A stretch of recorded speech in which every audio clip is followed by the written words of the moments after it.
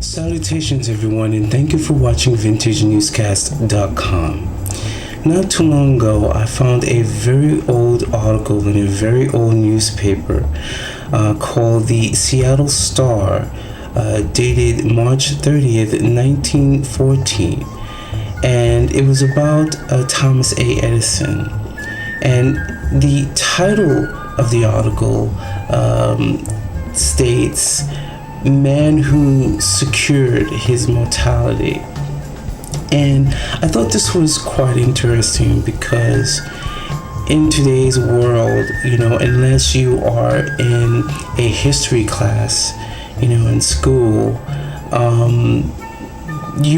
no one really talks about Thomas Edison. He's totally forgotten about. Most people really, couldn't give a shit, quite frankly, which I think that's a shame, especially since so many of us are into music.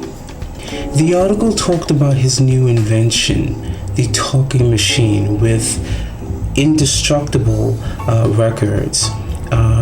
The article also went on to say that instead of using, I think it was metal needles, this particular invention used diamond tips instead. Now, as I started reading further into the article, I realized that this talking machine was actually a phonograph. Now, I know a lot of my younger listeners probably have no idea what a phonograph is. Phonograph is actually a record player, and at some point, I think after, between the 70s and the 80s, it became known as a turntable. I really doubt that the records were indestructible. Back then, I mean, they were thick. I'm going to turn around. They were really thick. They weren't impossible to break, but I'll admit they were very difficult to break. Back then, they were using 78 RPM, which stands for revolutions per minute. And the first records were very, very durable, and you can play them for hours without, without hearing any cracks or hissing or anything like that. But later on, as the speeds gotten slower, because they wanted to put more music in a record, I noticed that the records became much more flimsier the slower the speeds got.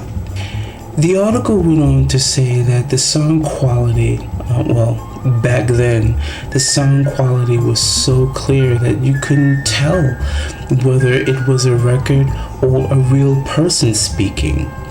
And you heard no interference, no crackling, no hissing, no nothing. Which I kind of find, hard to believe, because if you, even with today's technology, if you put the volume on blast, you hear a little interference, but maybe not hearing any hissing meant something different back then in the 1914s. One of the reasons why I felt I wanted to talk about Thomas Edison today is because we've improved so much in terms of technology, and I think every once in a while it's a good idea to reflect from where we came. I grew up in an age where we were using 78 speed records. Yes, I am that old, and I'd seen an entire generation of audio technology change and improve our lives.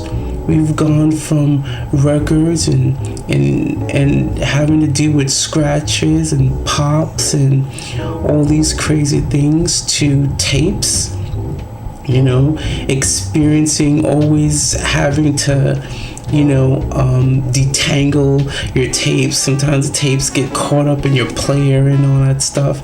Waiting about a good 5-10 minutes to rewind your favorite song that you want to hear again, to CDs, carrying tons and tons of CDs with you, and worrying about making sure you don't leave your CDs anywhere, making sure you don't lose them, otherwise you have no music to listen to now, MP3 players and being able to play that music on our cell phone, and to being able to listen to a radio and no longer have to worry about hoping that the DJ you're listening to will mention the song that you like. Now all you have to do is just get your phone and call up Shazam, put it up to the speaker, and